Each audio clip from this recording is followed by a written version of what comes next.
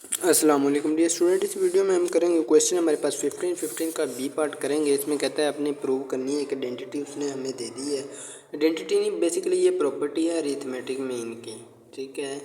तो इसको प्रूव करेंगे।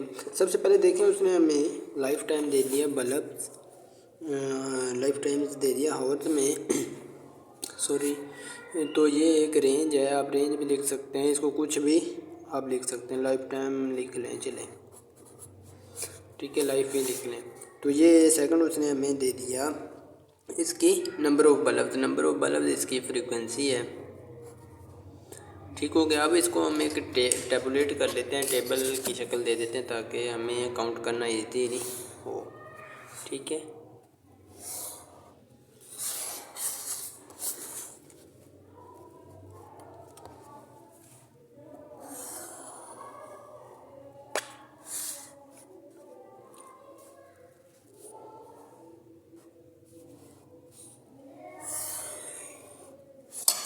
चलिए,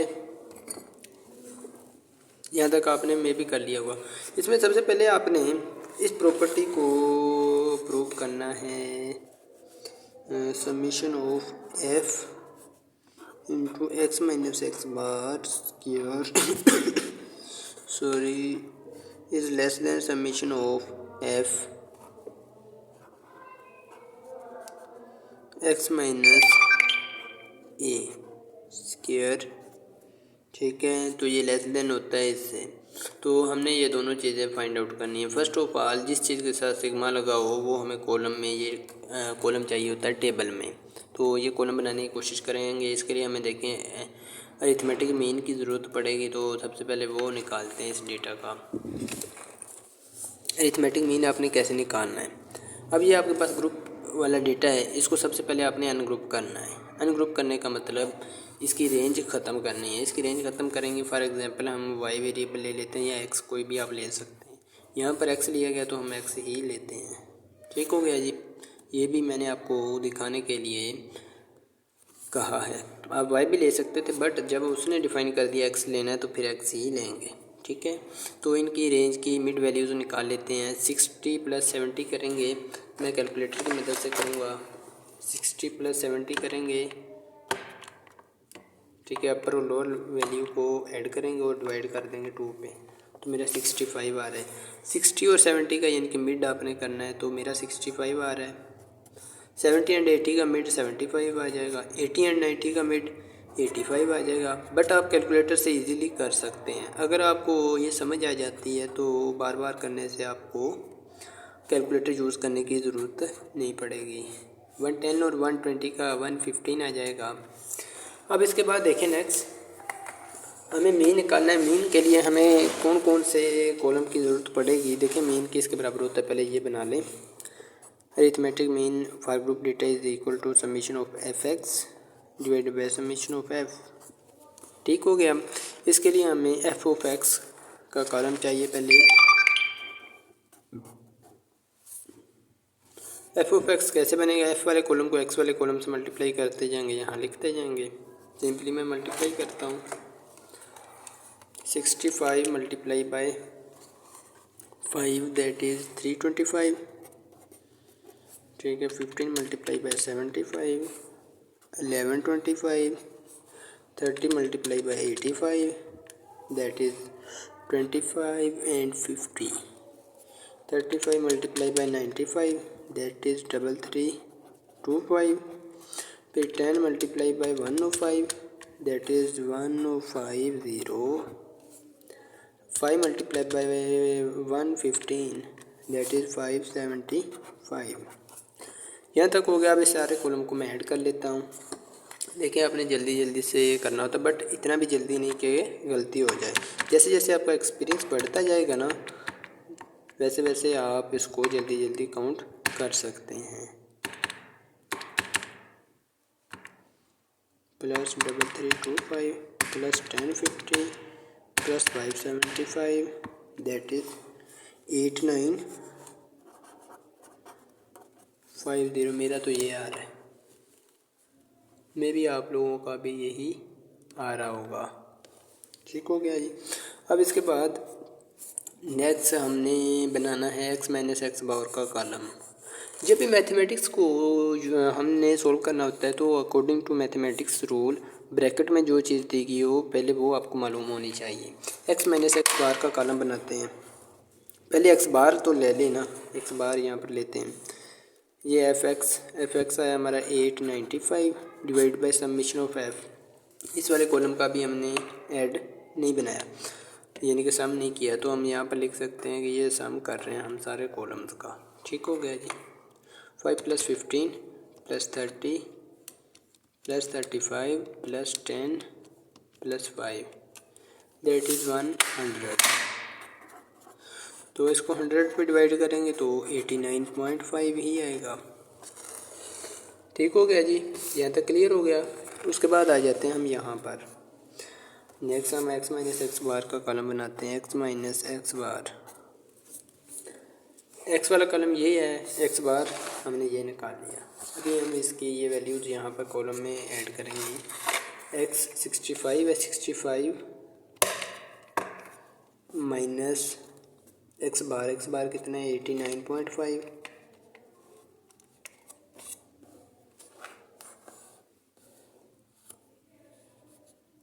89.5 है। ठीक हो गया। तो ये देखिए ये मेरा आ रहा है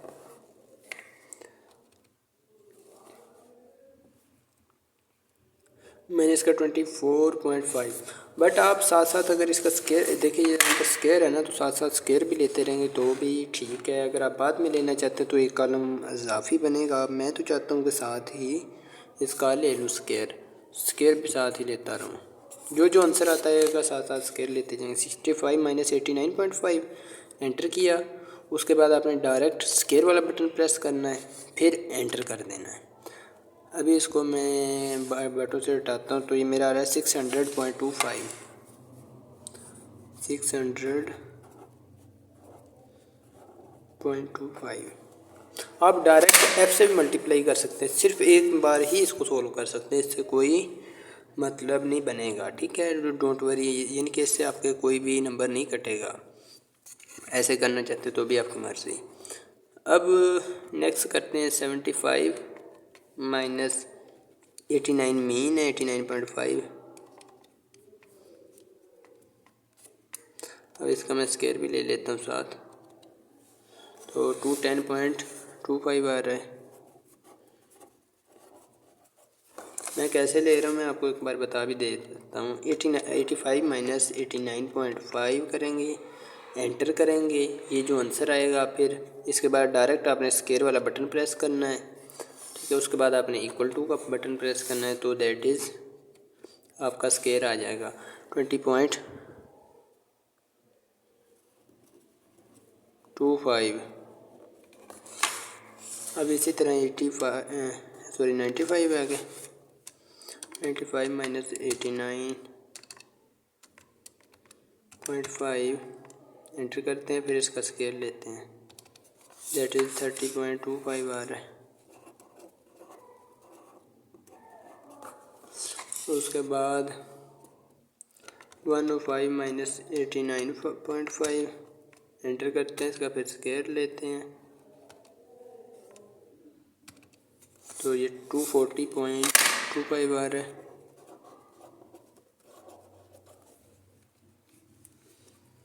ठीक हो गया। अब इसके बाद आ गया 115 माइनस 89.5 करेंगे, फिर इसका स्केल लूँगा मैं साथ, तो ये मेरे पास आ रहा है 650.25। ठीक हो गया। अब मुझे एक नेक्स्ट कॉलम जो चाहिए रिक्वायर्ड मैंने वो बनाना है, वो है इसको f से मल्टीप्लाई कर देना, f into x minus x bar square. ठीक हो गया जी। अब ये वाला कॉलम बना लेते हैं यहाँ पर। अब सिंपली इसके लिए क्या करना है, ये वाला कॉलम आपके पास ऑलरेडी है, इतना सा तो है ही। ठीक हो गया, इसको f से मल्टीप्लाई कर देना है। f वाले से मल्टीप्लाई करता हूँ, ये वाला f वाला कॉलम है 600.25 मल्टीप्लाई बाई 5, 600.25 मल्टीप्लाई बाई 5, तो ये मेरा आ रहा है जी 3001 0.25। इसी तरह मैं नेक्स्ट टू 10 को करता हूँ multiply by 15 to 10.25 multiply by 15, तो ये मेरा आ रहा है 3153.75। ठीक है, तो उसके बाद नेक्स्ट है मेरे पास इस वाले को इससे मल्टीप्लाई करना है 20.25 को 30 मल्टीप्लाई बाय करना है इससे, तो ये आ रहा है 607.5।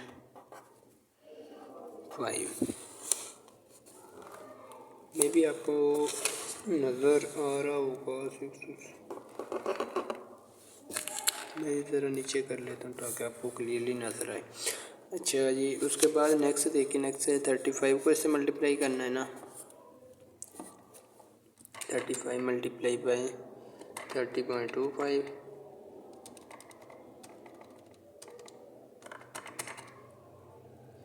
That is 1058.75। उसके बाद 10 को इससे मल्टीप्लाई करना है तो वेरी सिंपल, ये 240.2.5 आ जाएगा।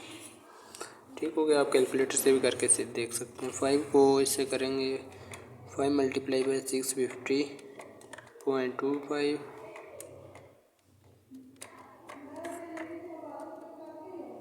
3251.25। ठीक हो गया जी, यहाँ तक हो गया क्लियर। अब यही हमें चाहिए था, इस सारे का मैं सम कर लेता हूँ। 3001.25 plus 3153.75 plus 607.5 plus 1058.75 plus 2402.5 plus 3251.25, तो ये मेरा आ रहा है 13475। मे भी आप लोगों का भी यही आ रहा होगा।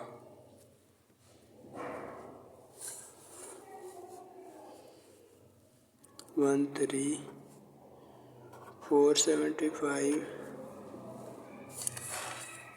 ठीक हो गया जी, ये हम लिख देंगे 13475।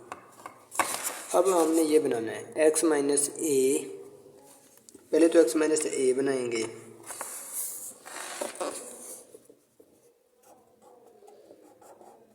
x माइनस ए, एक्स वाला है तो ये वाला कॉलम रहा। ए कौन था, ए उसने ऑलरेडी आपको दे दिया है क्वेश्चन के अंदर ही, क्या इफ़ ए इज़ 85, ए 85 हो तो। मैं इसको ज़रा टैबुलेट कर लेता हूँ ताकि और क्लियरली और अच्छा सा व्यू नज़र आए। टेबल थोड़ा सा टेढ़ा तो बना है बट फिर भी ठीक है, ना होने से तो बहुत अच्छा है।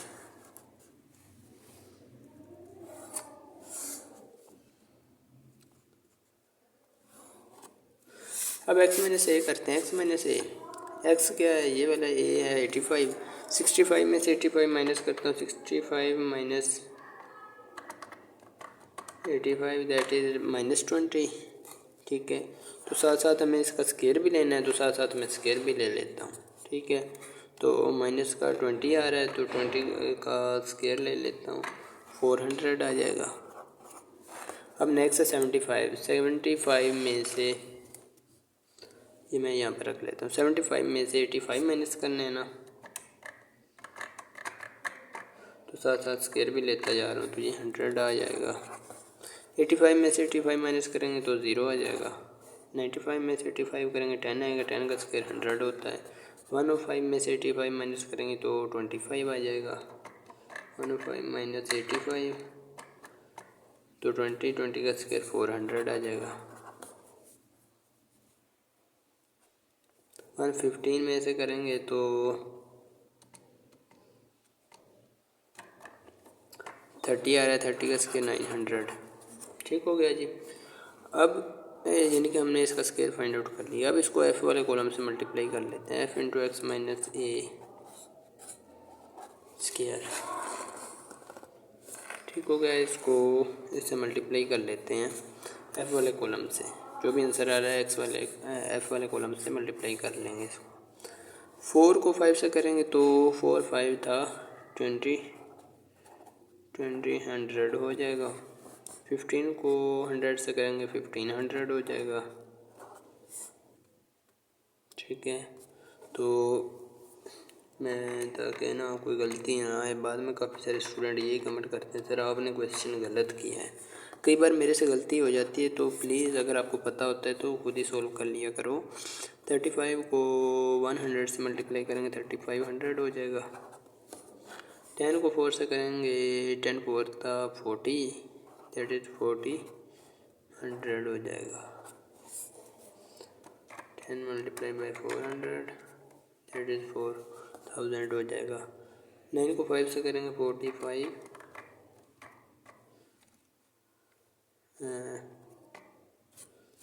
मल्टीप्लाई बाई 900 दैट इज़ 4500 हो जाएगा।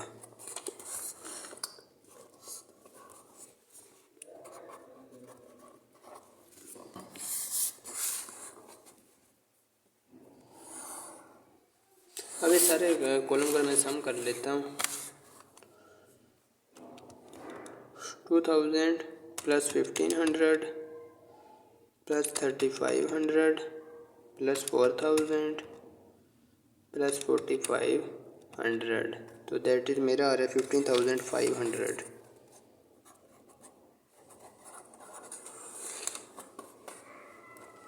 ठीक हो गया जी। अब इसको मैं यहाँ पर पुट कर लेता हूँ, क्या ये वाकया सही है या नहीं। तो वाकया सही है, जिसकी तरह मुंह खुला होता है वो बड़ी होती है। इसने कहा देखना है कि ये बड़ी है, ये वाला बड़ा है इससे, तो वाकई ये बड़ा है, तो हम कह सकते हैं दैट इज़ प्रूव्ड। क्वेश्चन तो काफ़ी लंबा था, मे भी आपको अच्छी तरह समझ आ चुकी होगी, बट ये टेबल वैल्यूज़ ही हैं, इतना मुश्किल तो नहीं है। टेबल वैल्यूज़ को अगर आप समझ जाएंगे तो आपके लिए कोई चीज़ मुश्किल नहीं है।